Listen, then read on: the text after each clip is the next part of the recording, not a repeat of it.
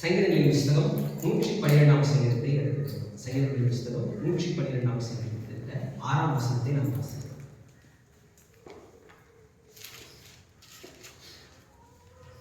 அல்லேலூயா. கர்த்தருக்கு பயந்து அவருடைய கட்டளைகளில் மிகவும் பிரியமாய் இருக்கிற மனுஷன் பாக்கியவான். அவர் என்றென்றைக்கும் அசைக்கப்படாதிருப்பார். நீதிமான் நித்திய கீர்த்தி உள்ளவர். அவன் என்றென்றைக்கும் அசைக்கப்படாதிருப்பான். நீதிமான் நித்திய கீர்த்தி உள்ளவர். இதுதான் நம்ம பார்த்து வருவோம். தேவனுடைய வார்த்தையினால ஒரு மனுஷன் நிறையும் பொழுது அவனுடைய வாழ்க்கை எப்படி இருக்கும்? தேவனுடைய வார்த்தையை நம்முடைய இருதயத்தில் ஏற்றுக்கொள்ளும் பொழுது, தேவனுடைய வார்த்தையை மாத்திரம் நாம் சார்ந்திருக்கும் பொழுது, தேவனுடைய வார்த்தையின் அடிப்படையில் நம்முடைய வாழ்க்கையை கட்டி அமைத்துக் கொள்ளும் பொழுது நம்முடைய வாழ்க்கை எப்படிப்பட்டதாய் மாறக்கூடியதா இருக்குது, அது நமக்கு எப்படி ஆசீர்வாதமா இருக்கு, நம் மூலமாய் அநேகருக்கு எப்படி நன்மையை கொடுக்கக்கூடியதா இருக்குது அப்படின்றதான் நம்ம தலைப்புல நம்ம பார்த்துருக்கோம். தேவனுடைய வார்த்தையினால் நிறைந்த மனிதன். அதுல தேவனுடைய வார்த்தைக்கும் நம்முடைய உள்ளான மனிதனுக்கும் உள்ள தொடர்பு, தேவனுடைய வார்த்தைக்கும் நம்முடைய உள்ளான மனிதனுக்கும் உள்ள தொடர்புங்கிறது தேவனுக்கும், அதாவது சிருஷ்டிகருக்கும் ஏதோ ஒரு சிருஷ்டிக்கும் போல அப்படின்னு, இது ஒரு உறவின் அடிப்படையில இந்த தொடர்பு இருக்கு. ஒரு தகப்பனுக்கும் பிள்ளைக்குமான தொடர்பை போல அவருக்கும் நமக்குமான தொடர்பு. இதுல நம்ம போன வாரத்துல நம்ம இதை பார்க்க ஆரம்பிச்சோம். அதாவது இன்ட்ரோடக்ஷன்ஸ் 2 வாரம் போன 2 வாரமும் நம்ம அதோட பேசிக்ஸ் இன்ட்ரோடக்ஷன்ஸ் நம்ம பார்த்தோம். இன்னைக்கு அப்படியே நம்ம தலைப்புக்குள்ளாக நம்ம செல்ல போகிறோம். இந்த தேவனுடைய வார்த்தையினால நம்முடைய இருதயத்தை நாம் நிறைக்க வேண்டும், தேவனுடைய வார்த்தையினால நம்முடைய உள்ளத்தை நாம நிறைத்திருக்க வேண்டும் அப்படின்றதுக்கு நிறைய காரியங்களை நம்ம பார்த்தோம். ஃபர்ஸ்ட் தேவன்னா யாரு, அவர் எப்படிப்பட்டவர், மனுஷன் யாரு, அவன் எப்படிப்பட்டவன் அப்படின்றத 8ஆம் சங்கீதத்தின் அடிப்படையில் நம்ம பார்த்தோம். 8ஆம் சங்கீதத்துல அது சாதாரண ஒரு பாடல் மாதிரி இருந்தா கூட அநேக சக்திகளை உள்ள வச்சு சொல்லுது. தேவன் எவ்வளவு மகத்துவமானவர், அவர் எவ்வளவு பெரியவர், எவ்வளவு பரிசுத்தர், எவ்வளவு வல்லவர் அப்படின்றத முதல் 2 வசனங்கள் சொல்லுது.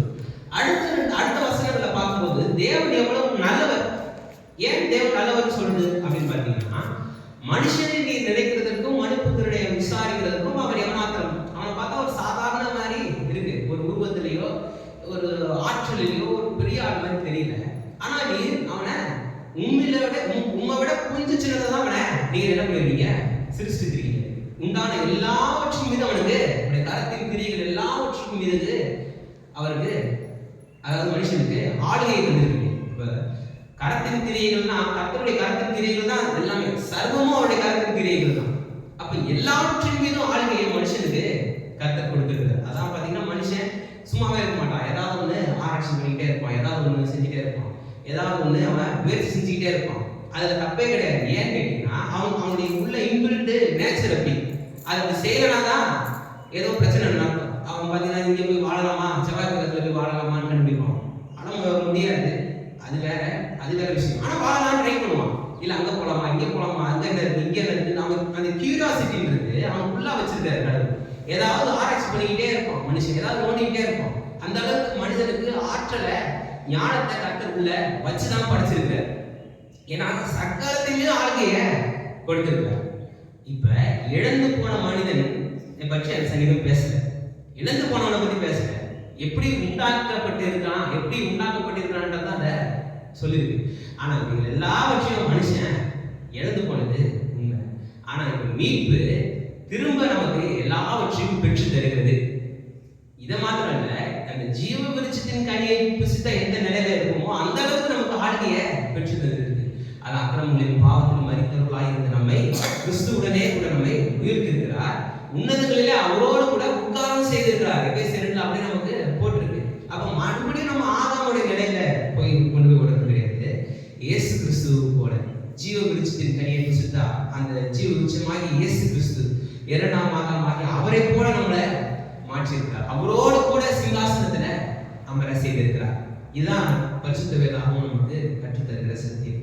அப்ப இப்படிதான் மனுஷனை பரிசுத்த வேதாகமம் நமக்கு ஒரு பிக்சரைஸ் பண்ணுது. இப்படிதான் ஒரு ப்ரொஃபைல காமிக்குது. மனுஷன் யாரு, அவன் என்றென்றைக்கு அசிங்கப்படாது இருப்பான். நீதிமான் நித்திய கீர்த்தி உள்ளவன். நீதிமான் நித்திய கீர்த்தி உள்ளவன். 6ஆம் வசனத்துல வாசிச்சோம், சங்கீதம் 112:6 வாசிச்சோம். என்றென்றைக்கு அசிங்கப்படுறது இல்லை, அவன் நித்திய கீர்த்தி உள்ளவன் அப்படின்னு போட்டிருக்கு. எப்படின்னா இந்த நித்திய கீர்த்தின்றது இப்போ உதாரணத்துக்கு சில தலைவர்கள் வாழ்ந்து மறைச்சிருப்பாங்க, ஆனா அவங்களுடைய பேர் பார்த்தீங்கன்னா காலகாலத்துக்கு இருக்கும். அவங்க செய்த ஆளுகை, அவங்க செய்த ஒரு நல்ல விஷயங்கள், அவர்களுடைய திட்டமிடல், அவங்களுடைய வெற்றிகள், போரில் அவங்க செய்த வெற்றிகள் எல்லாமே பார்த்தீங்கன்னா காலகாலத்துக்கு இருக்கும். இங்க அது மாதிரி நித்திய கீர்த்தினா நம்முடைய வாழ்க்கையோட தலைமுறை தலைமுறையா பேசப்படும் அப்படின்ற ஒரு அர்த்தத்துல பொதுவா வருது. ஆனா இதனுடைய ஆழமான அர்த்தம் என்னன்னா, என்றென்றைக்கும் அசைக்கப்படாது இருக்கும். அவன் நித்திய கீர்த்தி உள்ளவன் அப்படின்னா தேவனால் என்றென்றைக்கும் மறக்கப்படாதவனாய் இருப்பான். இதெல்லாம் பூமிக்குரிய காரியங்கள். நம்முடைய பேரு பெருமைப்படுத்துவேன் இதெல்லாம் கர்த்தர் சொல்ற, கர்த்தர் நாம் ஏற்றுக்கொள்ளும் போது இதெல்லாம் ஆட்டோமேட்டிக்கா வர ஆசீர்வாதங்கள். இதெல்லாம் ஒரு விஷயமே கிடையாதுன்ற மாதிரி இங்க அதை விட பெரிய விஷயம் என்னன்னு கேட்டீங்கன்னா, நித்திய கீர்த்தி உள்ளவன் அப்படின்னும் என்றென்றைக்கும் அசைக்கப்படாது இருப்பான். எதில் அசைக்கப்படாது இருப்பான் அப்படின்னா, தேவனுடைய பார்வைக்கு முன்பாக, தேவனுடைய எண்ணத்துக்கு முன்பாக நாம் மறக்கப்படுவதில்லை. என்றென்றைக்கும் நம்மளை என்றென்றைக்கும் அவர் மறக்கவே மாட்டாராம். இதான் அந்த வசனத்தில் இருக்கிற ஆழமான சத்தியம் நமக்கு போதிக்கிறது. அப்ப தேவனுடைய வார்த்தையை நம்முடைய கண்களை விட்டு நாம் பிரிக்கக்கூடாது. தேவனுடைய வார்த்தையை நம்ம இருதயத்திலிருந்து நம்ம எடுத்து போட்டுக்கூடாது. தேவனுடைய வார்த்தையை ஒரு நாள் நம்ம மறந்துடக்கூடாது. நமக்கு கொடுக்கப்பட்ட வாக்குத்தத்தங்களை ஒரு நாள் நம்ம மறந்துடக்கூடாது. இதெல்லாம் நமக்கு தெரியும். இதே மாதிரி தேவன் நம்மளை பார்த்து செய்யறான். வேற வசனம் அப்படிதான் நமக்கு போதிக்குது. நீங்க வாசிக்க ஆதியாகமத்தின் புத்தகத்துல 9ஆம் அதிகாரத்துல 8ஆம் வசனத்திலிருந்து வாசிக்கலாம். 17ஆம் வசனம் வரைக்கும். ஆதியாகமத்தின் புத்தகம் 9ஆம் அதிகாரம் 8ஆம் வசனத்திலிருந்து 17ஆம் வசனம் வரைக்கும் வாசிக்கலாம். பின்னும் தேவன் நோவாவையும் அவன் குமாரரையும் நோக்கி, நான் உங்களோடும் உங்களுக்கு பின்வரும் உங்கள் சந்ததியோடும் உங்களோடே பேழையிலிருந்து புறப்பட்ட சகல ஜீவ ஜந்துக்கள் முதல் இனி பூமியில் உண்டாக போகிற சகல ஜீவ ஜந்துக்கள் பரியந்தம் பறவைகளோடும் நாட்டு மிருகங்களோடும் உங்களிடத்தில் இருக்கிற பூமியில் உள்ள சகல காட்டு மிருகங்களோடும் என் உடன்படிக்கையை ஏற்படுத்துகிறேன். இனி மாம்சமானவர்கள் எல்லாம் ஜலப்பிரளயத்தினால் சங்கரிக்கப்படுவதில்லை என்றும் பூமியை அழிக்க இனி ஜலப்பிரளயம் உண்டாவதில்லை என்றும் உங்களோட என் உடன்படிக்கையை ஏற்படுத்துகிறேன் என்றார்.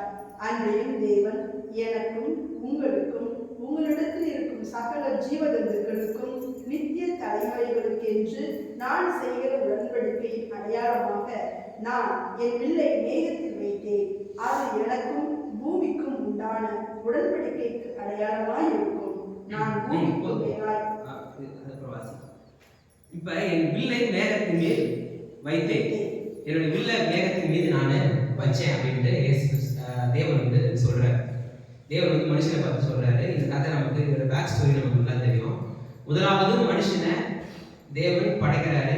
ஆனா பூமியில பாவம் பழுகி பெருக்கும் பொழுது ஒரு பரிசுத்தம் உள்ள ஜாதியை உண்டாக்க வேண்டும். ஒரு பரிசுத்த ஒரு இனத்தை ஒரு அப்படியே மனுஷன் நீதிமானான ஒரு மனுஷனிலிருந்து சந்ததியை உருவாக்க வேண்டும் அப்படின்ட்டு செய்யறாரு. ஏன் அப்படி செய்யறாருன்னா, மனுஷன் எந்த நாளும் சுயநீதினால தேவனை கிட்டி சேர முடியாதுன்றது மனுஷனுக்கு தெரியும், தேவனுக்கு தெரியும்.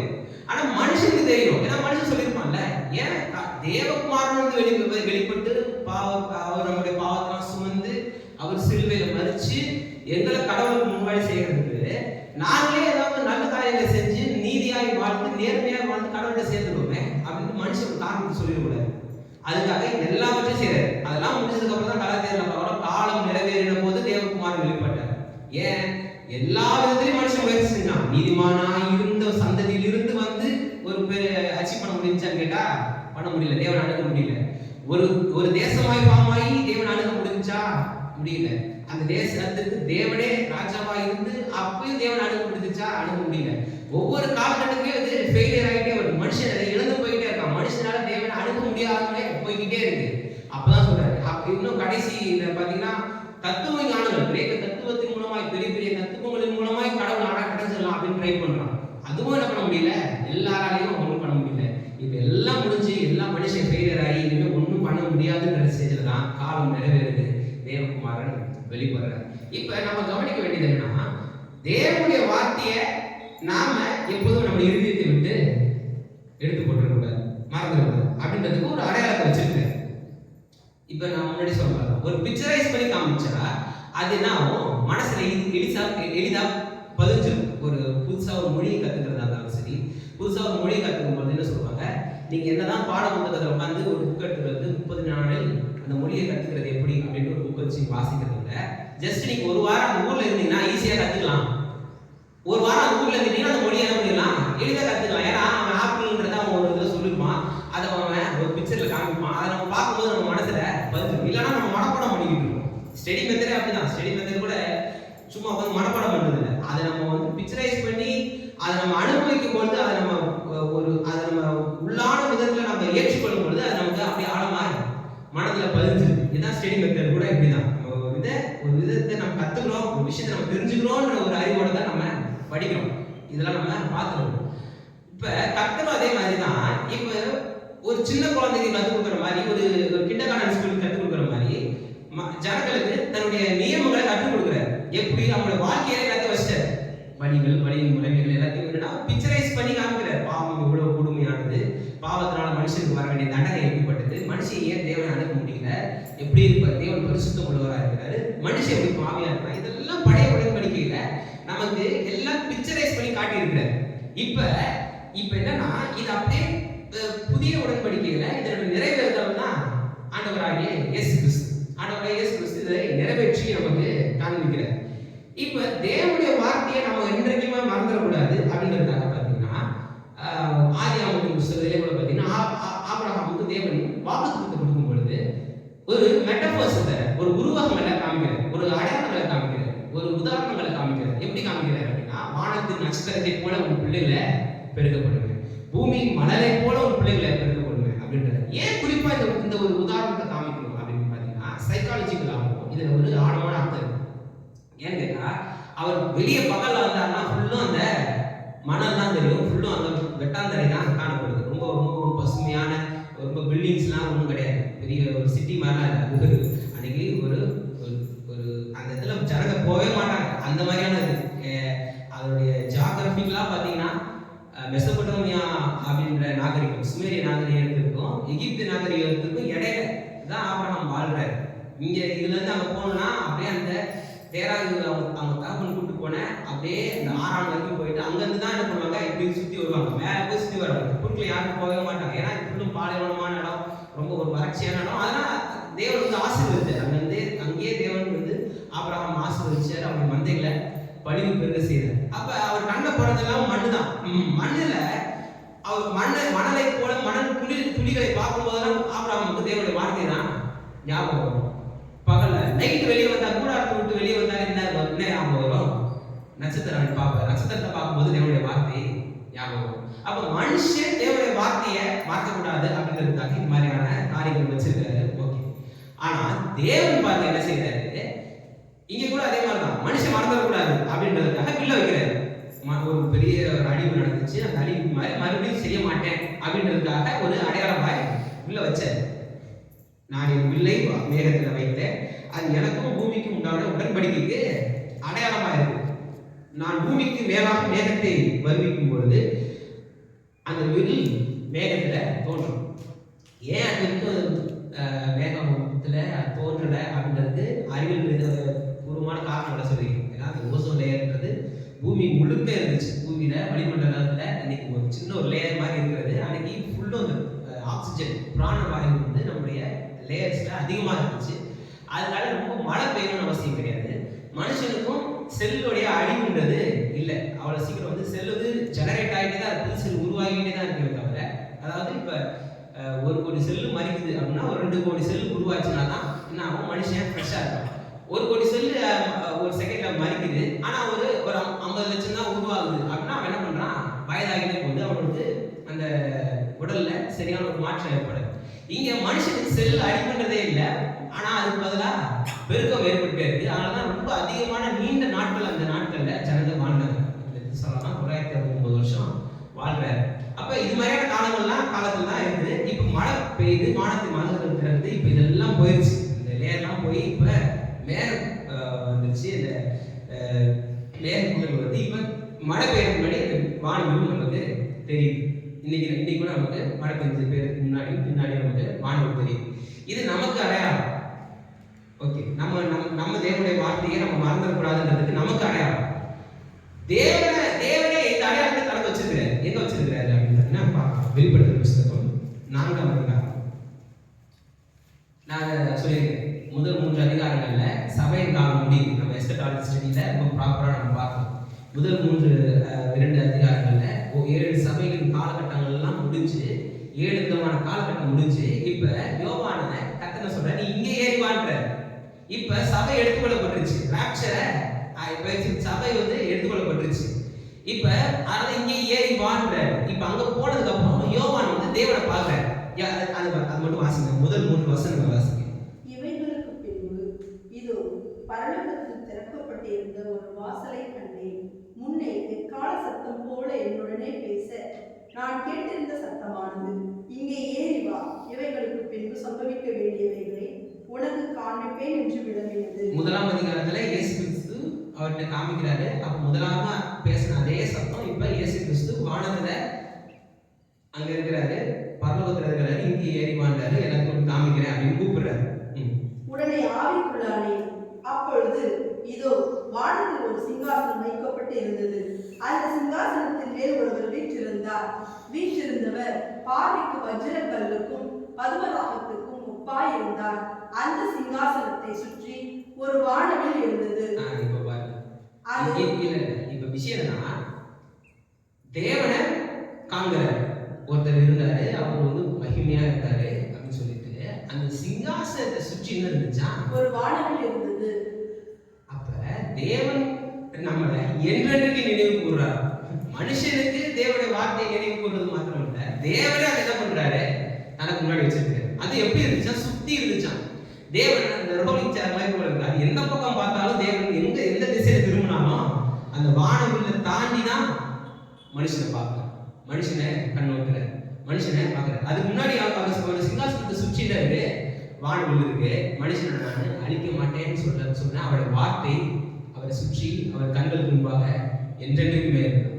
அப்ப தேவனுடைய வார்த்தைன்றது நமக்கு மாத்திரம் இல்ல, அவரே என்ன பண்றாரு, தன்னுடைய வார்த்தைக்கு அடையாளங்களை வச்சிருக்கிறாரு. அந்த அடையாளத்தை அவர் என்றென்றைக்கும் காக்கிறவரா இருக்கிறாரு, என்றென்றைக்கும் அவரு மாறாதவரா இருக்கிறாரு. அப்ப எவ்வளவு சீரியஸா இதை எடுத்துக்கிறாரு பாருங்க. தேவன் நமக்கு கொடுக்கப்பட்ட ஒரு வாக்குத்தத்தத்தை, நமக்கு கொடுக்கப்பட்ட ஒரு காரியத்தை சாதாரணமா எடுத்துக்கிறது கிடையாது. அவர் அதை ரொம்ப சீரியஸா எடுத்துக்கிறாரு. அவர் ஒரு விஷயத்தை ஆதியாகமத்தின் புஸ்தகத்துல சொல்லப்பட்டிருக்கு. அங்க முதலாவது காலகட்டங்கள்ல நோவா காலகட்டத்துல ஏற்படுத்தப்பட்ட வானவில் எந்த வெளிப்படுத்தல, அதாவது இன்னும் இப்ப நம்ம 7வது சபையின் காலகட்டத்துல தான் இருக்கும், இன்னும் அது நடக்கல. இன்னும் வரப்போகிற காலகட்டத்துல சபையெல்லாம் எடுத்துக்கொள்ளப்பட்டு பரலோகத்துல பார்த்தா அங்க சிங்காசனம் இருக்கு. அந்த சிங்காசனத்தை சுத்தி வானவில் இருக்கு. அப்ப பாருங்க எப்படி கர்த்தர் பாருங்க, அவருடைய வார்த்தையை எவ்வளவு மகிமையை வச்சிருக்காரு.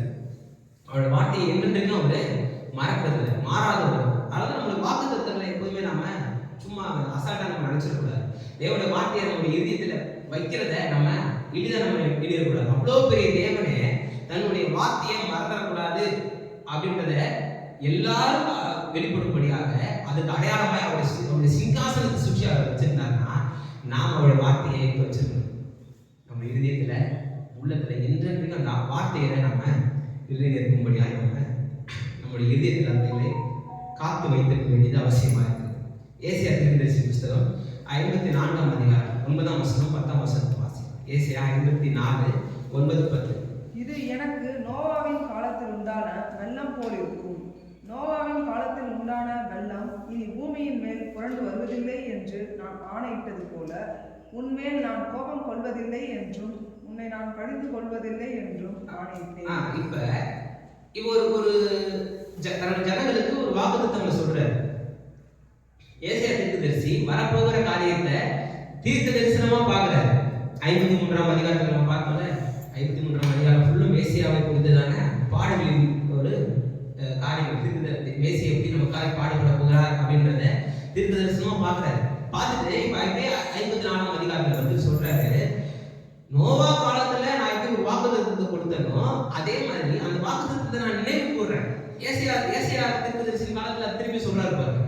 அவர் சொல்றாரு, நோவா காலத்துல நான் வாக்குத்தத்தம் கொடுத்தேன், நீங்க நான் அழிக்க மாட்டேன். அதே மாதிரி நான் இப்ப அதை நான் நினைவு கூறுறேன், நீ நான் கோபம் கொள்வதில்லை அப்படின்றது. அப்ப இந்த நாள்ல பூமியில நடக்கிற பேரழிவுகளுக்கு தேவ கோபம் காரணமா? கோபம் கொள்வதில்லை சொன்னது யாரு? தேவன் சொல்றாரு. அப்ப தேவன் கோபம் கொண்டா இந்த பூமி தாங்க. அப்ப இந்த பேரழிவுகளுக்கெல்லாம் காரணம் என்னன்னு கேட்டீங்கன்னா, தேவனுடைய கிருபையை இவங்க ஏற்றுக்கொள்ளாததுதான் காரணம். புரியுதா? தேவ கோபம் கிடையாது. தேவ கோபம் வெளிப்பட்டதுக்கு ஒரே இடம் அது சிலுவையில மட்டும்தான். என் தேவனே ஏன் என்னை கைவிட்டீங்கன்னு இயேசு கிறிஸ்து சொல்றாருல்ல, அது மாத்திரம் தேவ கோபம் வெளிப்பட்ட இடம். மற்ற எங்கேயுமே தேவ கோபம் வெளிப்படாது. வெளிப்பட்டா நம்மளால அதை தாங்க முடியாது. அது ஒரு பெரிய நிலநடுக்கம் வந்துருச்சு அப்படின்னா தேவ கோபம், அந்த ஜனம் அக்கிரமம் செஞ்சாங்க, அதனால ஒரு தேவ கோபம் வெளிப்பட்டுச்சு அப்படின்னா தைரியமா சொல்லிடக்கூடாது. ஏன்னா வசனம் மட்டும் தான் சொல்லுது. அதெல்லாம் தேவ கோபம் வெளிப்பட்டுச்சுன்னா முதல்ல நமக்கு தான் வந்துடணும். நம்ம ரொம்ப நல்லவங்க, அவங்க ரொம்ப கெட்டவங்க கிடையாது. பூமியில இருக்கிற எல்லாரும் பாவம் செய்து தேவ மகிமையற்றவர்களாக தான் நம்ம இருக்கிறோம். அப்ப தேவ கோபம் கிடையாதுன்னா தேவனுடைய கிருபையை அவங்க ஏற்றுக்கொள்ள. இந்த பூமி முழுக்க என்ன ஆயிருக்கு? பூமி முழுக்க கரப்ட் ஆயிருக்கு. இந்த கரப்டான பூமினால சில ஆபத்துகள் இந்த பூமியில ஏற்படதான் செய்யுது. அதான் சொல்றாரு, இந்த உலகத்திலே உபத்திரம் உண்டு. இந்த உலகம்னா உபத்திரம் இருக்கும். ஆனா உடன் கொண்டு நான் உலகத்தை ஜெயிச்சேன். இப்ப நாம் ஏன் கடவுளை ஏத்துக்கணும்?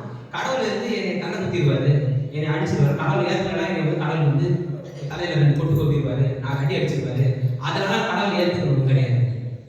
நீங்க இதெல்லாம் கடவுளை ஏத்துக்கலனாலும் இதெல்லாம் நடக்கதான் செய்யும். ஆனா கடவுளை ஏத்துக்கிட்டா இதுல இருந்து தப்பிக்கலாம்.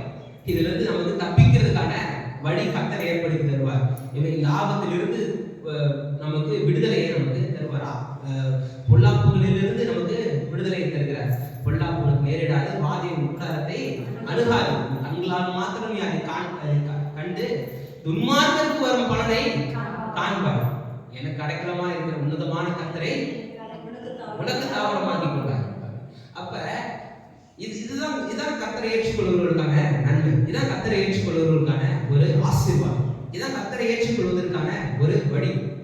ஏன் கர்த்தரை ஏற்றுக்கணும்? சாமி என்னை வந்து அடிச்சு தண்டிச்சிடும், அதனால கடவுளை ஏற்றுக்கிறேன் அப்படி கிடையாது. இந்த பூமியே ஆபத்தினால நிறைஞ்சிருக்கு. இந்த பூமியே கொடுமையினால நிறைஞ்சிருக்கு. இதுல இருந்து நம்ம தப்பிக்கணும்னா ஒரே வழி எது? கர்த்தரை ஏற்றுக்கொள்வதுதான். அந்த வழியில போகும்போது நம்ம தப்பிச்சு கொள்ள முடியும். அதனால ரொம்ப ஜாக்கிரதையா நம்ம சில விஷயங்களை கையாளுறது ரொம்ப ரொம்ப முக்கியம். அப்ப தேவ கோபம் வெளிப்பட்ட ஒரே இடம் கேட்டா அது சிலுவை மட்டும். கல்வாரி சிலுவையில ஆண்டவர் சொல்றாரு, என் தேவனே ஏன் என்னை கைவிட்டீர்? அங்கதான் தேவ கோபம் வெளிப்படும். அந்த ஒரே இடம் தான் தேவ கோபம் வெளிப்பட்ட இடம். தன்னுடைய ஒரே குமாரனை நமக்காக தந்தி தந்தவழி இவ்வளவாய் நம்மை அன்பு கூறுகிறார். இது அப்படியே 10ஆம் வசனம் பாருங்க. மலைகள் விலகினாலும் பர்வதங்கள் நிலை பெயர்ந்தாலும் என் கிருபை உன்னை விட்டு விலகாமலும் என் சமாதானத்தின் உடன்படிக்கை நிலை பெயராமலும் இருக்கும் என்று. என்ன நடந்தாலும் சரி, என்னுடைய கிருபை உன்னை விட்டு விலகாது. என் சமாதானத்தின் உடன்படிக்கை நான் மறக்கிறது இல்லை. ஏன்? அது நமக்கு மட்டும் அடையாளமா கொடுக்கல, அவர் அடையாளமா வச்சிருக்காரு. அது வானம் இல்லை, நமக்கு ஒரு அடையாளமா கொடுக்குறாரு. நமக்கு மட்டும் கிடையாது, அவரே அடையாளமா வச்சிருக்காரு. அப்ப அதே மாதிரிதான் எல்லா விஷயங்களிலும் நமக்கு கொடுக்கப்பட்ட வாக்குத்தத்தங்களை நாம கூட மறந்து போயிடலாம். ஆனா கர்த்தர் நமக்கு கொடுத்த வாக்குத்தத்தத்தை மறப்பதில்லை. அது சரியான காலத்துல சரியான நேரத்துல நமக்கு நம்முடைய வாழ்க்கையில நிறைவேறியே தீரும்.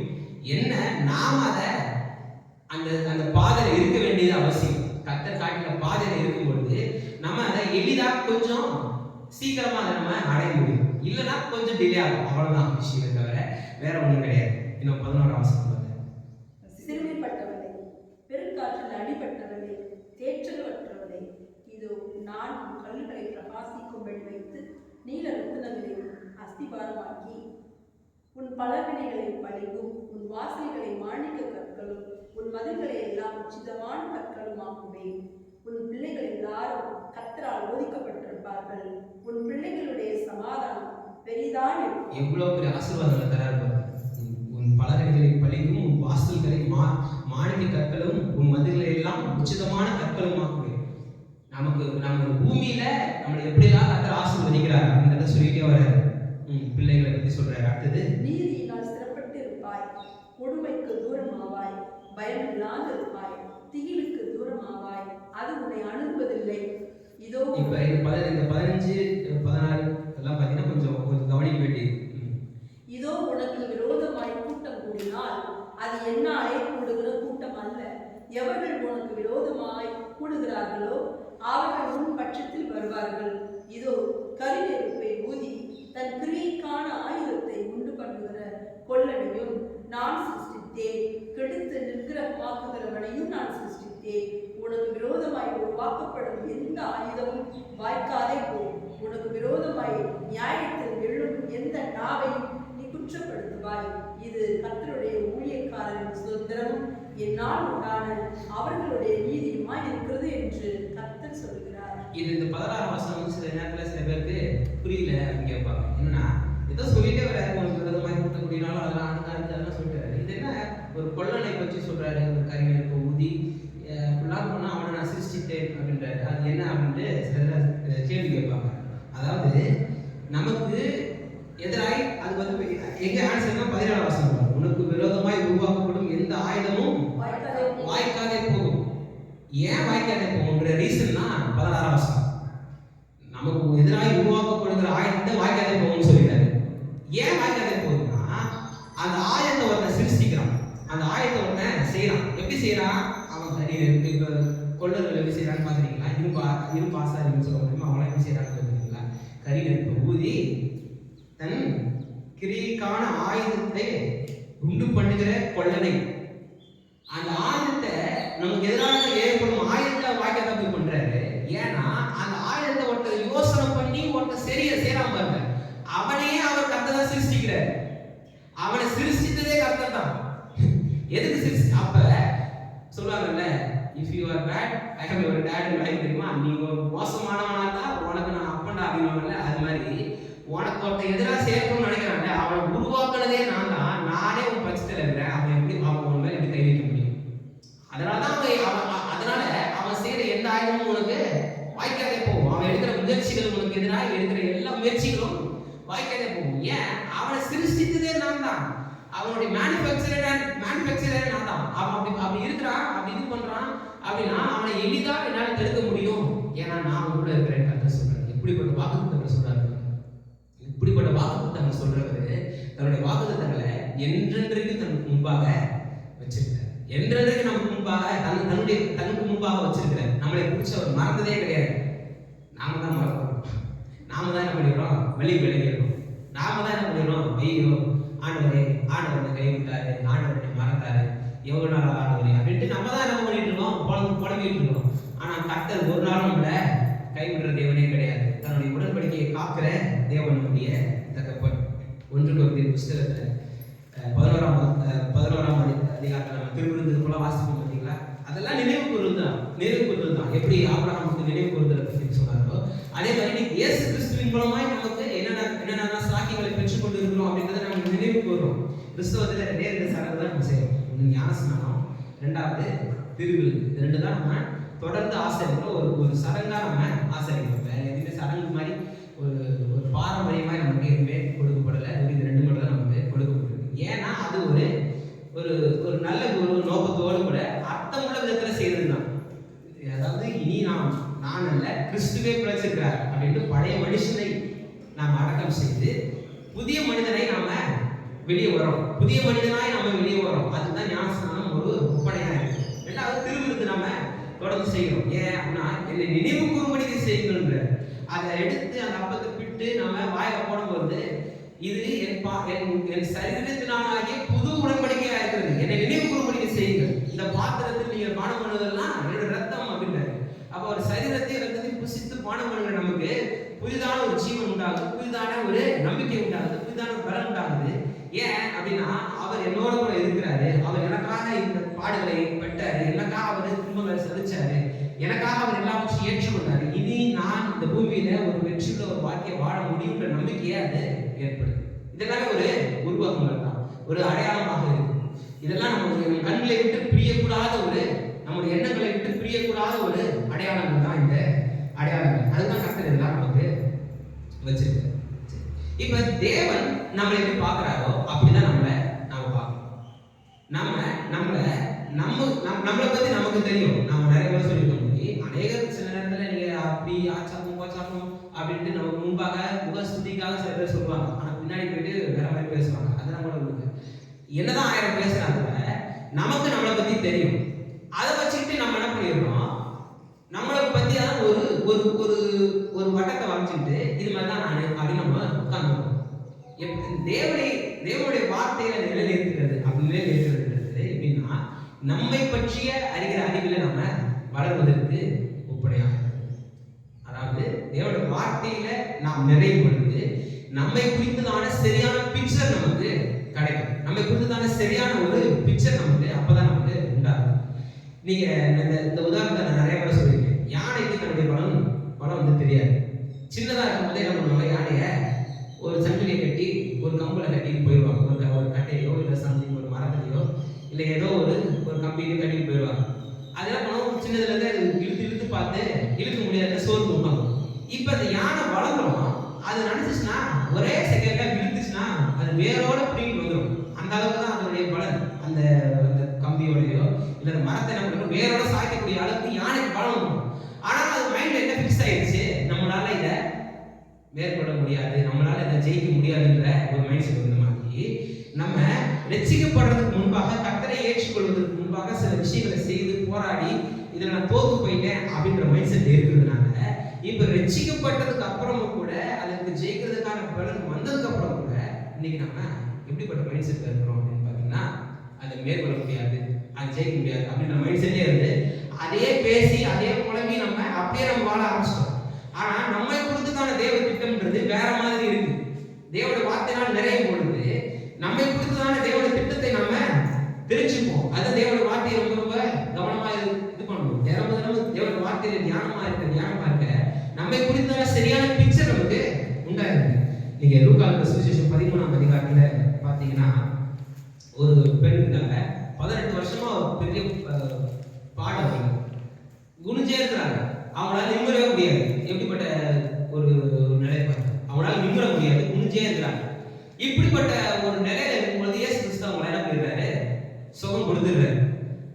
இப்ப என்ன பிரச்சனை யூதர்களுக்கு, அவர் சுகம் கொடுத்தது பிரச்சனை இல்லை, அது ஓய்வு நாளா இருக்கு. அது ஓய்வு நாள்ல எப்படி அவனுக்கு பொம்பளை நீ நிம்மர சொல்லலாம்? அது ஒரு வேலை செஞ்ச மாதிரி இல்லை. அது நீ கத்த ஒரு ஓய்வு நாளை கொடுத்துருந்தாருன்னா நீ அதை சரியா ஆசிரிக்காம அதை நிமிரு அதை பண்ணி இதை பண்ணி ஒரு வேலை சொல்லி அது வேலை செய்ய வச்சு தேவனோட நியமங்களை நீ இது பண்ற அப்படின்ட்டு இயேசு கிறிஸ்துவை போட்டு இது பண்றாங்க, டார்ச்சர் பண்றாங்க. ஆனா அவர் சொல்றாரு பாருங்க, 16ஆம் வசனத்துல சொல்றாரு பாருங்க, 13:16. அவள் மேல் தமது கைகளை வைத்தார். உடனே அவள் நிமிர்ந்து தேவனை மகிமைப்படுத்தினாள். இயேசு ஓய்வு நாளிலே சொஸ்தமாக்கினபடியால் ஜெப ஆலய தலைவர் கோபமடைந்து ஜனங்களை நோக்கி, வேலை செய்கிறதற்கு 6 நாள் முன்னே அந்த நாட்களிலே நீங்கள் வந்து சொஸ்தமாக்கிக் கொள்ளுங்கள், ஓய்வு நாளிலே அப்படி செய்யலாகாது என்றான். கர்த்தர் அவனுக்கு பிரதியுத்தரமாக, மாயக்காரனே, உங்களில் எவன் ஓய்வு நாளில் தன் எருதையாவது தன் கழுதையாவது தொழுவத்திலிருந்து அவிழ்த்து கொண்டு போய் அதற்கு தண்ணீர் காட்டுகிறது இல்லையா? இதோ சாத்தான் 18 வருஷமாய் கட்டியிருந்த ஆபிரகாமின் குமாரத்தியாகிய இவரை ஓய்வு நாளில் இந்த கட்டிலிருந்து அவிழ்த்து விட வேண்டியதில்லையா என்றார். பிக்சர் பாரு, ஒரு மனிதர்களை குறித்ததான மனிதர்களுடைய பாடுகளை குறித்ததான கர்த்தருடைய பிக்சர் என்ன? சில பேர் சொல்லுவாங்க தெரியுமா, கர்த்தர் எனக்கு இந்த துன்பத்தை கொடுத்தார், இதுல நான் இருக்கணும்னு கர்த்தர் என்ன வச்சிருக்கிறார், இந்த நோயில நான் இருக்கணும்னு கர்த்தர் வச்சிருக்கிறார், இந்த பாடை இருக்கணும்னு கர்த்தர் வச்சிருக்கிறார் சில பேர் சொல்லுவாங்கல்ல. அதெல்லாம் தப்பு அப்படின்றத இந்த வசனம் எப்படி காமிக்கிறாங்க. பிசாசானவன் அந்த பெண்ணை என்ன பண்ணிருக்கான், கட்டி வச்சிருக்கான். ஆனா இவ்வளவு ஆபிரகாமின் குமாரத்தி, ஏன் ஆபிரகாமின் குமாரத்தின்றாரு? ஆபிரகாமுக்கு உண்டான எல்லா சுதந்திரமும், அதாவது இன்ஹெரிட்டன்ஸ் எல்லாமே இந்த பெண்ணுக்கு வருது. சரீர சுகமா இருந்தாலும் சரீர சுகமும் அதுல இருக்கு. அப்ப ஆவிக்குரிய ஆபிரகாமின் பிள்ளைகளாக நமக்கும் நம்மை குறித்ததான கர்த்தருடைய திட்டம் என்ன? நம்முடைய பாடுகளின் மத்தியில, நம்முடைய வேதனையின் மத்தியிலேயே நாம் இருக்கிறது கர்த்தருடைய திட்டம் இல்லை. புரியுது நான் சொல்றது? அப்ப நம்முடைய பாடுகள்ல, நம்முடைய வேதனையில, நம்முடைய பலவீனத்தோடையே நம்ம வாழணுன்றது கர்த்தருடைய திட்டமே கிடையாது. அதிலிருந்து வெளி வரணும்ன்றது தான் கர்த்தருடைய திட்டம். அதான் சொல்றாரு, ஆபிரகாம் குமாரத்தியாக இவளை பிசாசான கட்டி வச்சிருந்தா நான் வந்து இப்ப விடுதலையாக வேண்டியதான் கர்த்தருடைய திட்டம்.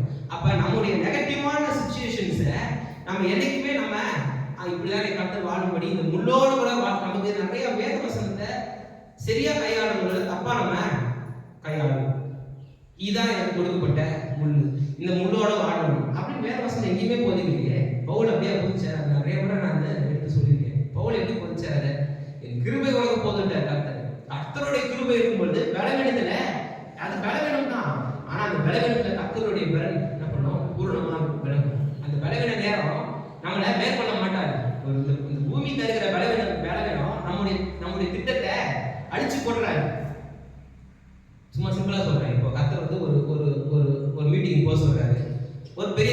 வந்துருச்சு, ஒரு பெரிய ஒரு சுகவீனம் வந்துருச்சு, ஏதோ ஒரு காரணத்தினால ஏதோ ஒரு பலவீனம் வந்துருச்சு. அந்த பலவீனத்தை வச்சு அந்த பலவீனம் என்ன பண்ணாது, தேவனுடைய திட்டத்தை நிறைவேற்றாம விடாது. அந்த பலவீனம் வந்தா கூட அந்த பலவீனத்துல தேவனுடைய பலன் பூர்ணமா வெளிப்பட்டு நம்முடைய திட்டம், நமக்கான செயல் திட்டம், நாம செய்ய வேண்டியது நிறைவேறும். எதுவும் நம்மளை தடுத்து விட முடியாது அப்படின்றதுதான் பவுல் சொல்றாரு. எந்த பலவீனமே தடுக்க முடியாது. நான் கர்த்தருடைய காரியத்தை எடுத்த காரியத்தை நம்ம நிறைவேற்றி முடிப்பேன் கர்த்தர் சொல்றாருங்க. அப்போஸ்தலன் பவுல் நமக்கு போதிக்கிறார். அதை நம்ம தப்பா வச்சுக்கிட்டு இந்த முன்னோட கூட நான் இருக்கிறேன், இந்த நம்முடைய சப்ப கட்டிட்டு உட்கார்ந்துருக்கோம். ஆனா நம்ம அப்படி வாழ வேண்டியது கர்த்தருடைய திட்டமே கிடையாது. அதான் நம்மளை குறித்தான சரியான பிக்சரை தேவட வார்த்தையின் அடிப்படையில் நிறையும் பொழுது, தேவட வார்த்தையில நம்ம இதயத்தை நிறைய நம்மை குறித்ததான சரியான பிக்சர் நமக்கு உண்டாகும். நம்மை குறித்ததான சரியான ஒரு நோக்கம், நம்ம யாருன்றது நமக்கு தெரியும். தன்னிலை உணர்வுன்னு சொல்லுவாங்க தெரியுமா? மனுஷன் யாருன்ற தன்னிலை உணர்வு அடையணும் அப்படின்னு நிறைய பேசிட்டு இருப்பாங்க. இதை படிச்சா வந்துடும் மனுஷன் யாருன்றது தெரியும், மனுஷன் யாருன்றது நமக்கு அப்ப புரிஞ்சிடும். அப்ப அந்த பெண்ணு பிசாசாரம் கட்டி வச்சிருக்கான், இத்தனை ஆண்டுகளா பிசாசாரம் கட்டி வச்சிருக்கான். ஆனா அவ அந்த மாதிரியான ஒரு சூழ்நிலையோட கூட வாழ வேண்டியது கர்த்தருடைய திட்டமே கிடையாது. அதுல இருந்து விடுபடணும், அதுல இருந்து ஜெயிக்கணும், அதுல இருந்து வெளி வரணும்ன்றது தான் கர்த்தருடைய திட்டம். ஏன்? அவங்க தேவனுடைய பிள்ளை, ஆபிரகாமின் குமாரத்தினா தேவனுடைய பிள்ளையா இருக்கிறாங்க. அவங்களை குறிச்சது தேவனுடைய திட்டம் என்ன? இது அந்த நம்மள வச்சுக்கோங்க. நம்முடைய பாடுகளிலேயே நம்ம அப்படியே உழண்டு அதிலேயே நம்ம சிக்கி தவிக்கின்றது தேவனுடைய திட்டம் கிடையாது. அதுல இருந்து வெளிவர வேண்டியதுதான் தேவனுடைய திட்டம். அந்த தேவ திட்டத்தை நம்ம உணரும் பொழுது நிச்சயமா அதுல இருந்து வெளிவரணும். நோவாவுக்கு கண்ணுக்கு முன்னாடி வச்சாரு, உள்ள வச்சாரு, வானம்ல வச்சாரு. ஆபிரகாமுக்கு நம்மளுக்கு முன்பாக நட்சத்திரத்தையும் மணலையும் வச்சாரு. நமக்கு அது மாதிரி வச்சதுதான் தேவனுடைய வார்த்தை. தேவனுடைய வார்த்தையை நம்ம ஒவ்வொரு நாளும் நம்ம தியானிக்க அதை கேட்க, அதை நம்ம உள்ள ஏத்த நம்முடைய மனுஷனே நம்ம சேரே மாறி நம்ம புதிய மனுஷனே அப்பதான் நம்ம வெளிப்பட ஆரம்பிச்சோம். இது எல்லாமே பாத்தீங்கன்னா ஒரு பை பிராக்டிஸ் தான். இது எல்லாமே பாத்தீங்கன்னா அது கொஞ்சம் கொஞ்சமா செயல்பட்டா இதெல்லாம் நமக்கு நிறைவேறும். அதான் அவங்க பாத்தீங்கன்னா ஏதோ கோயிலுக்கு போனேன், அப்படியே வந்துருச்சு விட்டாங்க, அப்படியே தான் சூழல் எல்லாம் மாறிடுச்சு. அப்படி கிடையாது, இது மேஜிக் கிடையாது. நம்ம இது ஏதோ வந்து ஒரு ஏதோ தண்ணி தெளிச்சு உங்க சூழல் எல்லாம் மாறி இருப்போம் அப்படின்னா அது அப்போ ஒன்றும் பிரச்சனையே கிடையாது. வர வேண்டியது, தலையை கொடுக்க வேண்டியது, தலை 4 சொட்டு தண்ணி வந்துச்சுன்னா திருப்பி போயிடலாம். ஏன்னா இதான் மாறி வருது. இது அப்படி கிடையாது. இது வந்து சூப்பர் ஸ்பீசியஸா ஒரு எப்படி சொல்றது, ஒரு மூட நம்பிக்கை பரப்புகிற இடம்லாம் கிடையாது. இதுல ஒழுங்கா இருக்கணும் அப்படின்னா, நல்ல வாழ்க்கை வாழணும்னா கர்த்தரை பிடிச்சிட்டு நாம என்ன பண்ணணும், வாழணும். அந்த நம்பிக்கையில நம்ம முயற்சி செய்யணும். ஆனா அந்த செயல்ல கர்த்தருடைய கிருபை இருக்கின்றத நம்ம ஒரு நாளும் நம்ம மறந்துடக்கூடாது. நம்ம தேவையில்லாதெல்லாம் பேசிட்டு இருக்க கூடாது. எந்த வீட்டில் இருந்தாலும் சரி, வெளியே இருந்தாலும் சரி, உனக்கு இந்த பிரச்சனையா, எனக்கு அதுதான், எனக்கு இதே தலைவலி தான், இருக்கும் அதே தான் அப்படின்ட்டு நம்ம கூட செஞ்சு அதெல்லாம் அப்படிலாம் பேசுறது கிடையாது. நம்ம பேச்சு எப்படி இருக்குன்னா, இது ஒருவேளை அந்த சூழ்நிலை இருக்கலாம், அந்த பிரச்சனை இருக்கும். ஆனா அந்த பிரச்சனை மத்தியில கர்த்தர் நமக்கு தர விடுதலையை நீங்க பேசி பாருங்க. அந்த பிரச்சனையிலிருந்து வெளிப்படுற அந்த விடுதலையை நீங்க பேசி பாருங்க. நிச்சயமா சூழ்நிலை மாறும். அது எப்ப பேச முடியும்னா தேவனோட வார்த்தை உள்ள போகும்போது பேச முடியும். இல்லைன்னா பிரச்சனையை தான் மறுபடியும் நம்ம பேசிக்கிட்டே இருப்போம். அந்த நம்ம பூமியில ஒரு வெற்றியுள்ள ஒரு வாழ்க்கை வாழ்றதுக்கு ஒரு 4 விஷயம் ரொம்ப முக்கியம். அது ஒன்னொன்று பெரிய டாபிக், சும்மா டாபிக் சொல்லிடுறேன். 4 விஷயம் ரொம்ப முக்கியம். இந்த 4 விஷயத்தை நீங்க ரெகுலரா செஞ்சீங்கன்னா உங்க வாழ்க்கை வெற்றி உள்ள வாழ்க்கையா மாறிடும். 1 ஜெபம். நீங்க ஜெப வாழ்க்கையில இருந்தீங்கன்னா, ஜெபத்துல நீங்க அதிகமா நேரத்தை செலவிட உங்களுடைய வாழ்க்கை டிரான்ஸ்ஃபார்மேஷன் ஆகுறத நீங்க ஜெபம்னு ஒண்ணு எப்படிப்பட்ட ஜெபம் ஆயிடுது, ஒப்பாரி வச்சுக்கிட்டு ஐயோ ஐயோன்னு கத்திக்கிட்டு அப்படி அது ஜெபம் கிடையாது. ஜெபம்ன்றது தேவனுடைய வார்த்தையின் அடிப்படையில செய்கின்ற ஜெபம். தேவனுடைய வார்த்தையை எடுத்து வச்சுக்கிட்டு, ஆண்டவரே எனக்கு பாருங்க இப்படிப்பட்ட வாக்குத்தத்தங்களை கொடுத்துருக்கீங்க, இப்படிப்பட்ட காரியங்களை கொடுத்துருக்கீங்க, அதனால இந்த அடிப்படையில் எனக்கு நீங்க நன்மை செய்வீர்கள் நான் விசுவாசிக்கிறேன் அப்படின்ட்டு செய்யறது தான் ஜெபம். நீங்க நம்ம 13 சங்கீதத்துல வாசிச்சோம், நம்ம சங்கீத ஜெபத்தை அதெல்லாம் பார்த்துட்டு இருக்கோம். ஜெபத்தை நம்ம சங்கீதத்தின் அடிப்படையில் நம்ம கற்றுக்கிட்டே வரோம். இந்த வெள்ளிக்கிழமை அதில் 13 சங்கீதத்தில் எப்படி பார்த்தோம், முதல் 2 வசனம் பார்த்தீங்கன்னா எது வரைக்கும் ஆண்டவரே, எது வரைக்கும் கர்த்தாவேன்ட்டு தாவீது புலம்புறாரு. தாவீது வந்து இது பண்ற நம்மள மாதிரி தான் பேசுறாரு, எது வரைக்கும் ஆண்டவரே என்பது. ஆனா கடைசி 2 வசனங்களை பார்த்தா நான் பாடுவேன்றாரு, ரொம்ப சந்தோஷமா இருக்கிறாரு. ஏன்னா இடையில 2 வசனத்துல என்ன பண்றாரு, ஜெபம் பண்றாரு. மொத்தம் 6 வசனம் அதுல. முதல் 2 வசனம் பார்த்தீங்கன்னா ரொம்ப பாடுகள்ல எது வரைக்கும் ஆண்டவரே அப்படின்னு புலம்புறாரு. கடைசி கடைசி 2 வசனங்கள்ல சந்தோஷமா இருக்கிறாரு.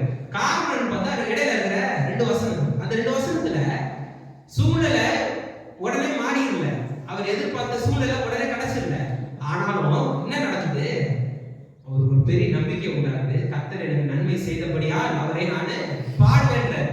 ஆனா ஏன் சூழ்நிலை உடனே மாறிச்சான்னு பார்த்தா அவர் அந்த ஜெபம் முடிக்கும்போது சூழ்நிலை மாறல. அண்ணாருடைய ஜெபம் மாதிரி நம்ம போன வாரங்களில் பார்த்தோம்ல, அண்ணாருடைய ஜெபம் கூட அதே மாதிரி தான்.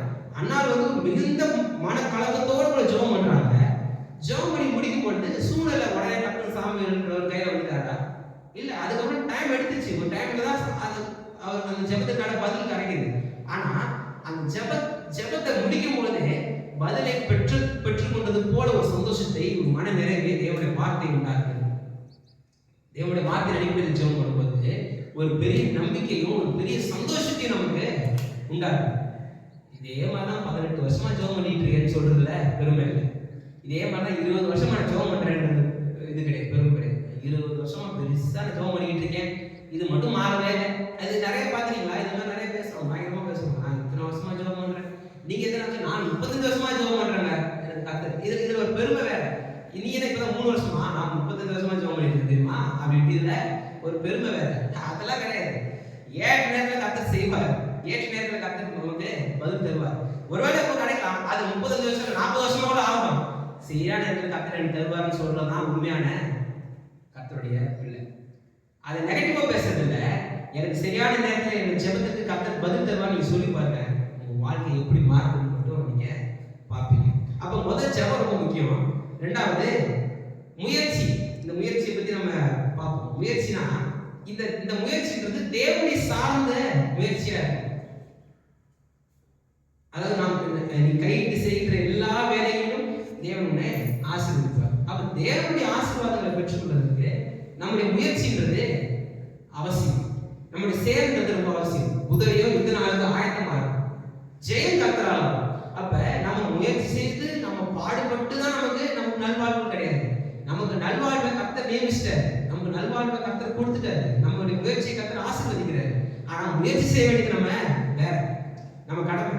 நம்ம முயற்சி செய்ய வேண்டியது நமக்கு கர்த்தர் கொடுத்த ஒரு ஒரு ஆசீர்வாதம். நம்ம செய்யணும். நம்ம முயற்சி செய்யும் பொழுது நிச்சயமா கர்த்தர் ஆசீர்வதிக்கிறார். மூணாவது, தேவனை அறிகிற அறிவில் நம்ம வளரணும். தேவனுடைய வார்த்தையை நம்ம தியானிக்க தேவனை அறிகிற அறிவில் நம்ம வளரணும். நாலாவது, நேரத்தை சரியா நம்ம கையாள கற்றுக்கணும். நேரங்களை சரியா கையாளணும். இந்த 4 விஷயத்தை நம்ம மறந்துடவே கூடாது. ஒன்று ஜெபம், ரெண்டாவது நம்முடைய முயற்சி, மூணாவது தேவனை அறிகிற அறிவில் வளர்றது, நாலாவது நம்முடைய நேரத்தை சரியா. இந்த நேரத்துல இதை நான் செய்வேன், சும்மா பொழுதுபோக்கிட்டு இருக்கு, அது கரெக்டாக தேவைதான். நம்முடைய ஒரு பாடி ரீஜெனரேட் ஆகிறதுக்கு, நம்ம மைண்ட் ரெஃப்ரெஷ்மெண்ட்டுக்கு சில பொழுதுபோக்க நம்ம செய்ய வேண்டிய அவசியம் தான். ஆனால் அதுவே வாழ்க்கை கிடையாது. நம்ம நேரத்தை சரியா நம்ம கையாளும் நிச்சயமாக கர்த்தர் பெரிய நன்மைகளை செய்வார். அப்ப நம்முடைய வெற்றியுள்ள வாழ்க்கைக்கு நம்முடைய முயற்சின்றது ரொம்ப ரொம்ப அவசியமா இருக்கு. நீங்க ஒரு 2 வசனங்களை வாசிக்கலாம். பாருங்க, 1 தீமோத்தேயு புத்தகம் 4ஆம் அதிகாரம் 7ஆம் வசனத்தை வாசிச்சீங்கன்னா, தேவ பக்திக்கு ஏதுவான முயற்சி பண்ணணும். அப்ப தேவ பக்தியை நம்ம அடையிறதுக்கு நமக்கு என்ன தேவைப்படுது? ஒரு முயற்சி தேவைப்படுது. கொஞ்சம் எஃபர்ட் போட வேண்டியது. பை நேச்சரா நம்ம தவறு செய்யறதுக்கு என்ன பண்ண தேவை? முயற்சி செய்ய தேவை. அது பை பர்த்டே அதுக்கு ஒன்றும் எஃபர்ட் எடுத்து ரொம்ப கருத்தா போயிட்டு அப்படிலாம் தேவையில்லை. அது பை நேச்சர் என்ன பண்ணுது? தவறு செய்ய இயல்பா வந்துருக்கு. ஆனா தேவ பக்திக்கு ஏதுவான காரியங்களை செய்வதற்கு என்ன தேவைப்படுது? முயற்சி தேவைப்படுது. வாசிங்க 1 தீமோத்தேயு 4:7. சீர்கேடும் கிழவிகள் பேச்சுமாய் இருக்கிற கட்டுக்கதைகளுக்கு விலகி தேவ பக்திக்கு ஏதுவான முயற்சி பண்ணு. எப்படி சீர்கேடும் கிழவிகள் பேச்சு, கிழவிகள் பேச்சு, சும்மா போயிட்டு உட்காந்துட்டு அது சரியில்லை இது சரியில்லை அது ஆச்சாக்கம் போச்சாக்கம்னு உட்காந்துக்கிட்டு கதை பேசுறது இல்லை. பக்கத்து வீட்டில் எதிர் வீட்டில் அங்கே இங்கே வேலையில் உட்காந்துக்கிட்டு அது உனக்கு அப்படியா எனக்கு இப்படி தெரியுமா அப்படின்ட்டு பேசுகிற ஆள் கிடையாது. நம்ம அப்படிப்பட்டு பேசணுன்ற அழைக்கப்பட்டவங்க கிடையாது. அப்படிப்பட்ட பேச்சு நமக்கு உண்டாகணும்னு அவசியம் கிடையாது. இதெல்லாம் விளக்குறதுக்கு நமக்கு என்ன தேவை? முயற்சி தேவைப்படுது. இதை செய்யறதுக்கே இந்த கிளம்பி பேச்சை பேசுறதுல நிறுத்துறதுக்கே நமக்கு பெரிய முயற்சி தேவைப்படுது. முயற்சி பண்ணுன்றாரு. அப்போ முயற்சி அப்போ பை நேச்சர் அப்படிதான் வருது. பேசுறதெல்லாம் அப்படிதான் வருது. நெகட்டிவாக பேச வருது. அப்படி இப்படின்ட்டு தான் வருது. ஆனா அதுல இருந்து நம்ம ஒரு முயற்சி எடுத்து அதை நம்ம தடுத்து நிறுத்த வேண்டியது. வரும்போது ஸ்டாப் அப்படின்னு நம்மளே வாயை க்ளோஸ் பண்ணிட்டு அவங்க நிறுத்தி டக்குன்னு அவங்கள்ட்ட கர்த்தர் நன்மை செய்வார், கர்த்தர் சூழ்நிலையை மாற்றுவார் அப்படின்னு பேசி பாருங்க. என்ன இப்படியே பேசிக்கிட்டு இருக்கான்னு ஒரு 2 முறை தோணும். 3ஆவது முறை அவங்க பேச ஆரம்பிச்சிருக்கா கடவுள் எனக்கு நன்மை செய்வார்.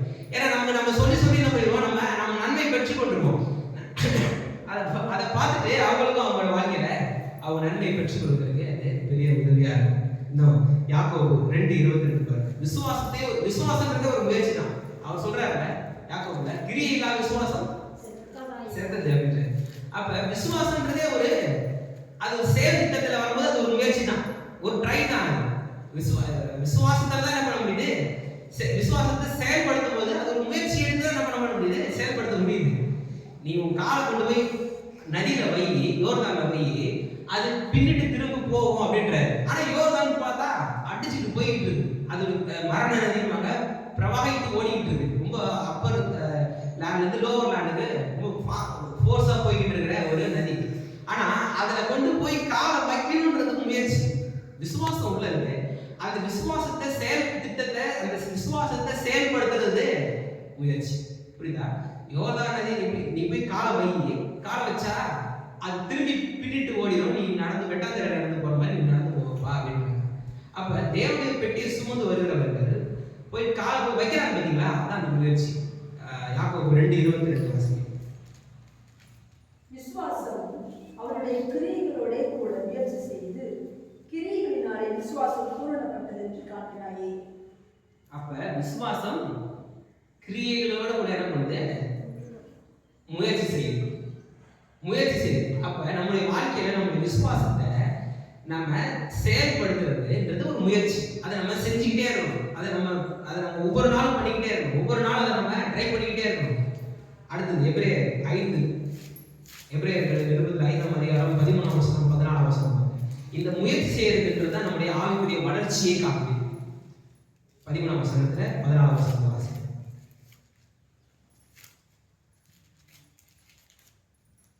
யாவரோடும் சமாதானமாய் இருக்கவும் பரிசுத்தமுள்ளவர்களாய் இருக்கவும் நாடுங்கள். பரிசுத்தம் இல்லாமல் ஒருவனும் கர்த்தரை தரிசிப்பதில்லையே. 5:13 பால் உண்ணுகிறவன் குழந்தையாய் இருக்கிறபடினாலே நீதியின் வசனத்தில் பழக்கமில்லாதவனாய் இருக்கிறான். 14 பலமான ஆகாரமானது நன்மை தீமை இன்னதென்று பயிற்சியினால் பகுத்தறியத்தக்கதாக முயற்சி செய்யும். அப்ப பால் உண்ணுகிறவன் எப்படி இருக்கிறான்? 13 வசனத்துல சொல்லுது, பால் உண்ணுகிறவன் குழந்தையாய் இருக்கிறபடினாலே நீதியின் வசனத்தில் பழக்கம் இல்லாதவனாய் இருக்கிறான். வசனத்துல பழக்கம் இல்லாதவனா இருக்கிறான். இப்ப ஒரு பெரிய ஒரு பாடி பில்டர் இருக்காருன்னு வச்சுக்கேன். நல்லா பயங்கரமா இது பண்றது, அந்த இல்ல ஒரு நல்ல ஃபிட்னஸ்ல பயங்கரமா பாக்குறாங்க, ஏதோ ஒரு தாவரத்தெல்லாம் பண்ணிட்டு. அதே மாதிரி நான் மாறணும்னு ஆசைப்பட்டுட்டு ஒரு பாக்கெட் நிறைய சிப்ஸ் பாக்கெட் வச்சுக்கிட்டு ஒரு ஃபுல்லும் பிஸ்கெட் சாக்லேட் வச்சுக்கிட்டு டப்பா வச்சுக்கிட்டு அதை தின்னுட்டு அதையே பார்த்துட்டு வச்சுக்கேன். அது மாதிரி மாற முடியுமா? அப்ப இதான் அதுக்கு நேரா நமக்கு ஒரு முயற்சி தேவைப்படுது.